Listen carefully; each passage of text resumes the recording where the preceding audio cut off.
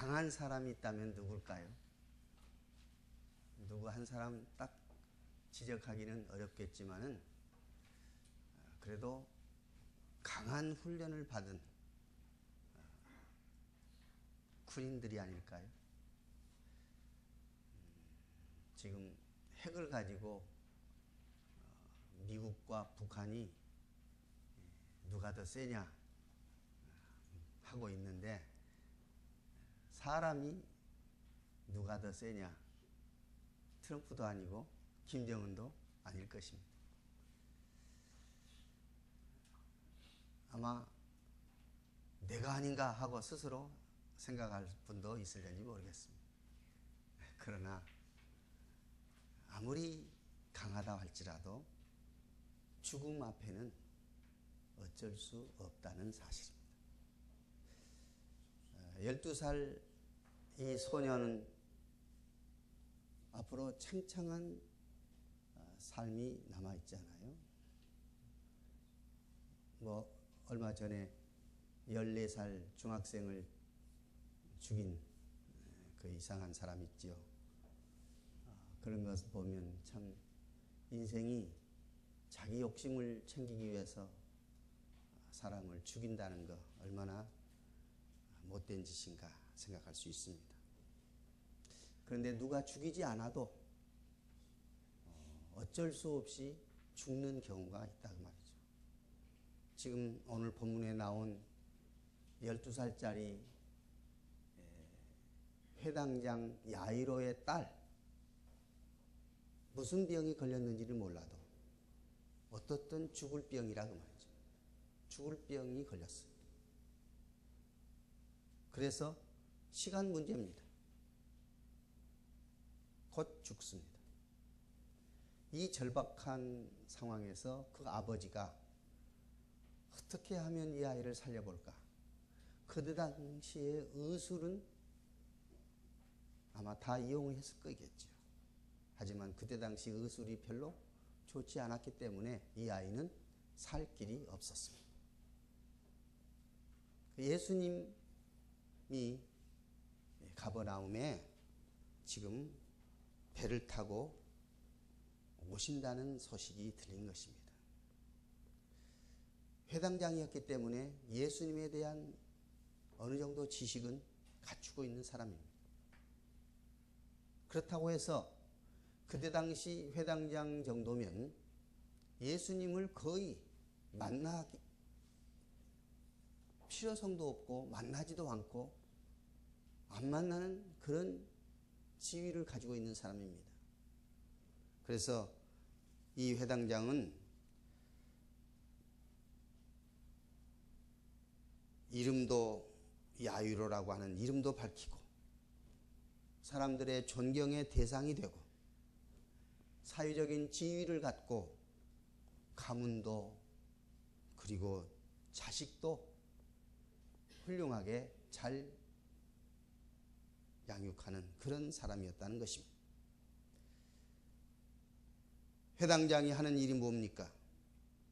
회당장은 회당 관리를 할 뿐만 아니라 회당에서 예배드리는 예배 순서를 정하고 성경을 읽을 사람을 선정하고 질서를 유지하는 그런 사람입니다.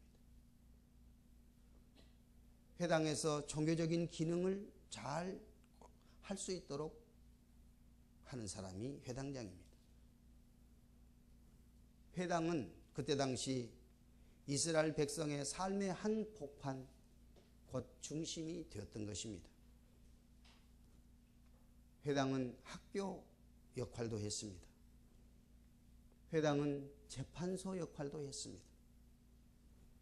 물론 성경을 강론하기도 하고 복음을 가르치고 증거하는 일도 했습니다. 이런 중요한 일을 맡은 사람이 그 딸이 병에 걸려 죽게 되었다는 이 다급한 상황, 이 절박한 상황에서 예수님을 만나고 싶었던 것입니다. 마침 소문이 들리기를 유명한 의사가 온다는 것도 아니고 불로초같이 먹으면 늙지 않고 죽지 않는다, 그런 것도 아니고 예수 그리스도가 오신다는 소문이 들리게 된 것입니다. 야이로는 예수님이 오신다고 하는 그 바닷가에 뛰쳐갔습니다. 그리고 예수님을 만나자 그 발 아래 엎드려 간청한 것입니다. 만약에 이러한 절박한 상황이 아니었다면 야이로가 회당장이 예수님 앞에 무릎 꿇을 이유가 없었다는 것입니다. 예수님은 그때 당시 나이가 젊은 청년이었습니다. 30세 이쪽 30세 막 넘은 그런 젊은 나이였고, 회당장은 나이 지극한 상당히 나이가 많은 그러한 회당장이었습니다. 공인된 사람들에게 존경을 받는 사람이었습니다. 자신의 신분, 자신의 체면을 생각하면 젊은 예수님 앞에 무릎 꿇을 이유가 없었습니다. 그런데 회당장은 자기 딸을 생각하면서 딸이 치료되기를 원해서 예수님께 엎드려 간구합니다. 이것은 야이로의 믿음을 우리는 볼 수가 있는 것입니다. 야이로가 자기 체면, 자기 신분 생각하고 예수님을 만나지 않고, 또 예수님 만났다 할지라도 엎드려 간구하지 않았다면 야이로의 딸은 치료받기가 어려웠을 것이라는 사실을 알 수가 있습니다. 그런데 상황은 예수님이 그 절박한 야이로의 말을 듣고, 그래 가자, 너의 딸을 고치자 하고 야이로의 집을 향하여 가는데 25절부터 34절까지 이상한 상황이 벌어집니다. 오랫동안 혈루증을 앓는 여인이 역시 자기도 고치고 싶은 열망으로 예수님을 만나러 왔습니다. 사람들이 너무 많으니까 예수님의 옷자락이라도 만지고 싶은 생각으로 예수님의 옷자락을 만집니다.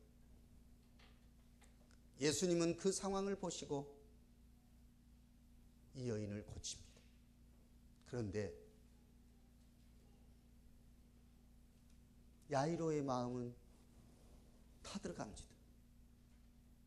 지금 시간이 급박한데, 너무 촉박한 지금 딸이 죽느냐 사느냐 경각간에 있는데 이 여인 때문에 예수님이 가는 발걸음을 막고 있단 말이죠.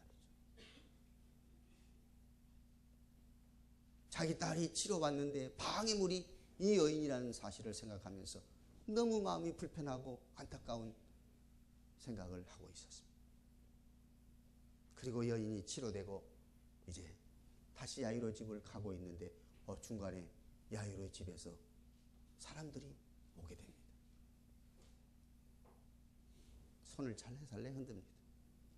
더 이상 선생님, 예수 선생님 괴롭히지 마세요. 야이로 당신 딸 죽었어요. 철렁 그렇지 않아도 가슴이 조마조마하고 빨리 가서 우리 딸을 고쳐줬으면 쓰겠다고 생각하고 지금 가고 있는데 아이가 죽었다는 거예요. 얼마나 마음이 상심했겠습니까? 얼마나 고통스럽겠습니까? 지금까지 예수님에 대한 믿음마저도 흔들리고 말 정도 그런 상황이 되고 맙니다. 그때 예수님이 말씀합니다. 야이로야, 두려워하지 말아라. 그리고 믿기만 해라. 아니, 죽었다고 하는데 뭘 믿으라는 거예요? 이 두려움이 어떻게 사라질 수 있느냐고 말이죠. 아이가 죽었는데. 그런데 예수님은 두려워하지 말아라. 믿기만 하라. 결국 믿음은 두려움을 없애는 것이 믿음입니다. 주님은 바로 믿음은 이 두려움을 사라지게 하는 능력이 있다는 것을 말씀하시는 것입니다. 오늘 여러분과 제 삶 속에 두려움이 있습니까? 그래서 믿음을 점검해야 됩니다. 두려워하지 말고 믿기만 하라. 믿음은 두려움을 몰아내고 절망의 시면을 희망의 가능성으로 바꾸는 것이 믿음입니다. 믿음은 어렵고 힘든 현실 앞에서 두려워하지 않고 하나님 나라의 기쁨을 경험하는 것이 믿음입니다.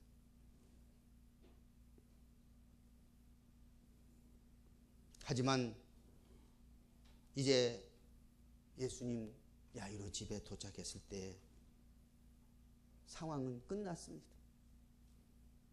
장례 절차가 시작되고 있는 겁니다. 아이가 죽어서 울며 통곡하며 이 아이를 이제 어떻게 장례를 할 것인지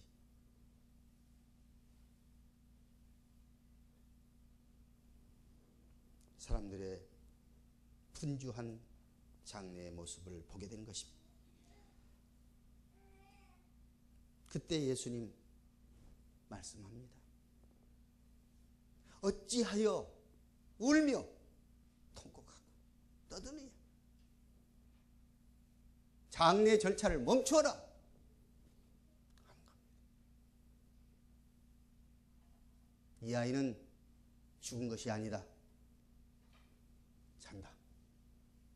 아이, 세상에. 아이가 죽어서 우리는 장례를 지금 준비하고 있고 시작하고 있는데 무슨 뚱땅지 같이 잔다고 그래? 아이는 죽었는데. 사람들이 비웃었다고 했습니다. 오늘 믿음과 불신앙과의 차이는 거기에 있습니다. 주님은 잔다.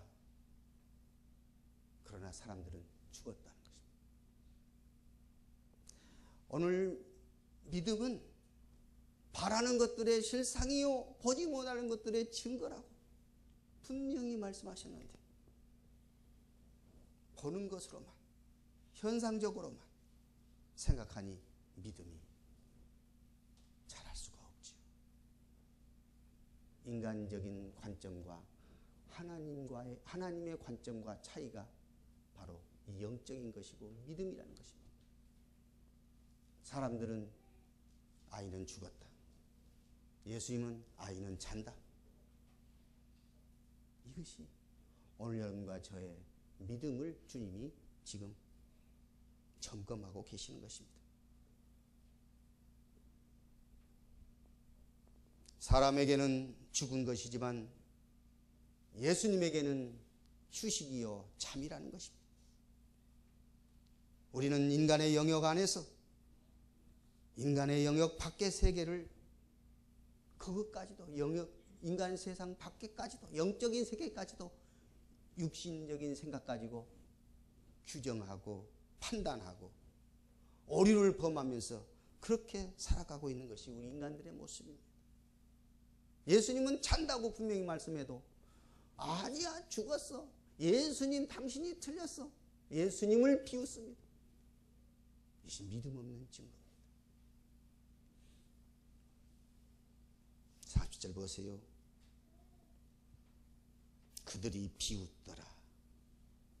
예수께서 그들을 다 내보내신 후에 아이의 부모와 또 자기와 함께한 자들을 데리시고 아이 있는 곳에 들어가서 달리다 굼 하시니 아이가 일어났다고 했습니다. 그리고 걸었습니다. 그때 아이의 나이는 12살이고 사람들은 이제서 크게 놀라고 또 놀랐다. 그리고 예수님 말씀합니다. 아무에게도 말하지 말아라. 이런 사람들에게 말해봐야 아무 소용이 없다. 믿지 아니하는 사람들에게 진주를 던져줘 봐도 소용없다. 그들을 경계하십니다. 예수님을 비웃는 사람들, 하나님 나라에 아무 유익이 없습니다. 오늘 예수를 믿는다고 하고 교회에 열심히 다닌다고 해도 믿음을 비웃고 예수님의 말씀을 비웃는 사람, 주님 나라에 아무 소용이 없는 사람들입니다. 주님은 우리에게 믿으라고 말씀하십니다. 믿지 아니하고는 하나님의 나라에 들어갈 수 없을 뿐만 아니라 이 땅에서 기적도 볼 수가 없다는 것입니다. 믿는 자에게 기적이 일어나리라 주님 말씀하셨습니다. 믿는 자에게 기적을 보리라 말씀하셨습니다. 오늘 믿음으로 우리 주님의 기적의 역사를 보고 우리 하나님께서 베푸시는 놀라운 은혜와 축복을 누리며 사는 오늘 여러분과 제가 될 수 있기를 주의 이름으로 축복합니다. 그런데 우리가 생각했듯이 주님을 만나지 못하게 하는 요소가 있더라고 말이죠. 방해물이 있어요. 주님을 만나지 못하게 하는 방해물이 뭡니까? 야이로에게 있어서 무엇일까요? 야이로는 자기 신분이나 자기 체면, 사람들에게 받는 존경, 이런 것들이 예수님께 나아가서 무릎 꿇고 엎드리는 것을 방해받을 수밖에 없는 상황입니다. 그러나 야이로는 이 방해물을 물리치고 예수님께 나아가서 예수님께 엎드렸습니다. 우리는 해당장 야이로에게서 배울 점이 바로 이 점입니다. 자기 체면, 예수님 앞에 내세울 필요가 없습니다. 예수님 앞에 겸허하게 엎드려야 됩니다. 우리는 체면관리법 해당장에서 배워야 할 것입니다. 그리고 인생에서 고난과 고통이 올 때에 그것이 꼭 나쁜 것으로 생각하지 말라고 말해요. 인생의 삶에 고난이 오고 고통이 있을 때 이것이 좋지 못하다, 나쁘다 이렇게 규정하지 말고 이걸 통해서 더 좋은 것을 주시려고 하는 하나님의 섭리와 하나님의 역사가 있다는 것을 믿어야 되는 것입니다. 야이로에게 자기 딸이 이렇게 절박한 상황에 있지 않았다면 야이로는 예수님을 만날 생각도 안 할 사람입니다. 그런데 이 아이의 당하는 고통, 아버지가 겪으면서 예수님을 만나고 싶었고 만났습니다.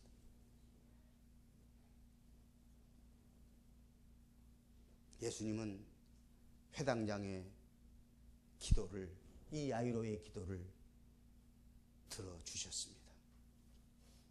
비록 중간에 혈루증 앓는 여인 때문에 시간이 지체되고 야이로의 마음은 너무나 안타깝고 힘들었다 할지라도 야이로의 생각 속에 저 여인 때문에 우리 아이가 결국 시간이 지체되어 가지고 죽어버렸다 이렇게 원망도 할 수 있는 그런 상황인데 예수님은 그것하고 상관없습니다.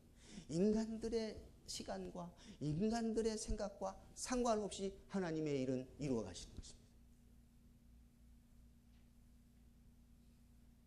오히려 야이로의 마음을 더 안타깝게 해서 이런 상황에서도 주님이 하시구나 이 믿음을 갖게 하셨던 것입니다. 오늘 여러분과 저의 삶 속에 고난이 있다, 역경이 있다, 이걸 나쁘게만 생각하지 말고 이걸 통해서 우리 주님 만날 수 있고 이걸 통해서 우리 주님 은혜를 체험할 수 있는 기회가 될 수 있다고 깨달아야 할 것입니다. 우리가 세상을 살아가면서 당하는 고난, 이것이 오히려 예수님 앞에 나아갈 수 있는 계기가 될 수 있다는 사실입니다.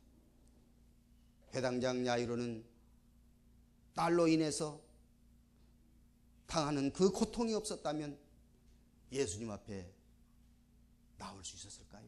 없었지 않습니까? 예수님을 그토록 만나려고 하는 간절함이 있었을까요? 딸의 고통이 아니었다면 없었을 것입니다. 마찬가지입니다. 오늘날 여러분과 저도 우리가 당하는 고통이 없다면, 인생 역경을 당하지 않는다면, 비바람과 폭풍우와 같은 인생의 삶이 없었다면 예수님 앞에 나올 사람이 적다 그 말입니다. 우리는 환난 속에서, 역경 속에서 주님 앞에 엎드리고 기도하고 주님 만나는 축복을 받게 된다는 사실을 명심할 수 있기를 원합니다. 그래서 오늘 야이로를 통해서 우리에게 말씀하시는 이 축복을 우리가 생각하면서, 혹시 내 삶 속에 절박한 문제가 무엇인지, 지금 내가 겪고 있는 고난과 절박함과 역경이 무엇인지, 내가 지금 두려워하고 있는 것이 무엇인지.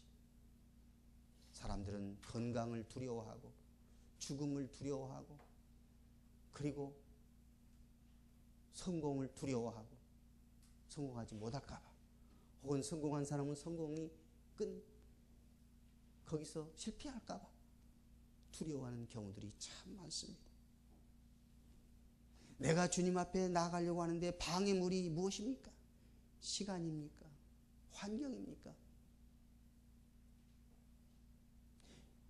만약에 시간이라 할지라도, 환경이라 할지라도, 내가 두려워하는 그 두려움, 지금 절박한 고난을 당하는 어려움이 있다 할지라도 우리 주님께 간대해 그것이 문제가 되어서는 안 된다는 것입니다. 오히려 그것 때문에 주님 만나는 더 좋은 기회로 삼을 수 있어야 우리의 믿음이 더욱 성숙하고 풍성한 삶으로, 승리의 삶으로 인도될 줄 믿습니다.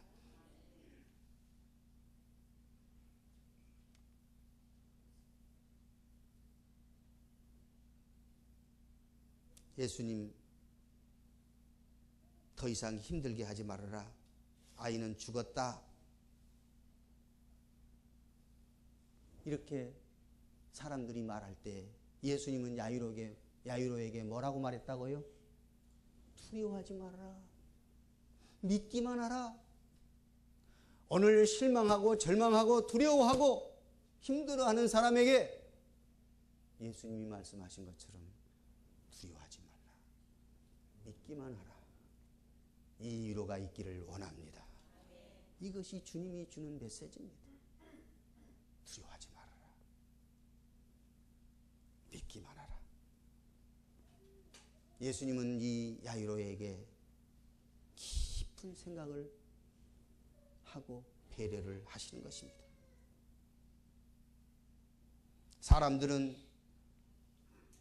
이제 예수님께 부탁할 필요도 없고, 야이로의 딸은 죽어버렸으니 상황 끝이다. 헛수고만 하지 말라. 라고 말을 했습니다. 그것이 바로 예수님의 능력을 제한하는 것입니다. 오늘 여러분과 제 삶 속에서도 자꾸 마귀가 우리에게, 야, 예수님에게 이것까지 기도할 필요 있느냐? 예수님이 이런 것까지 다 해주겠느냐? 예수님께 말해봐도 소용없어. 이런 식으로 여러 가지로 사람 인간적인 계산과 생각과 경험과 판단과 이런 것들을 부추길 겁니다. 유혹할 겁니다. 이것이 주님 못 만나게 하는 방해물이다 생각하고 예수 이름으로 물리치고 믿음으로 승리할 수 있기를 원합니다. 주님은 우리에게 믿음으로 승리하라고 말씀하시는 것입니다. 야이로의 생각,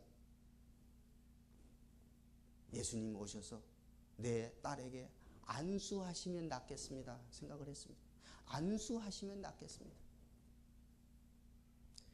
물론 예수님 치료 방법 가운데 안수하여서 치료하는 경우들이 참 많습니다. 그렇죠? 예수님 치료 방법은, 그러나 야이로는 예수님이 꼭 자기 딸에게 와서 안수해야만 치료될 것이라고 고정관념을 가졌던 것입니다.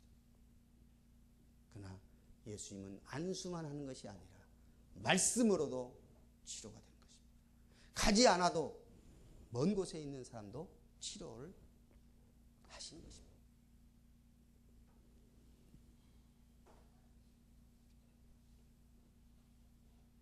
마태복음 8장 67절 보면은 6절 7절 보면 백부장의 하인이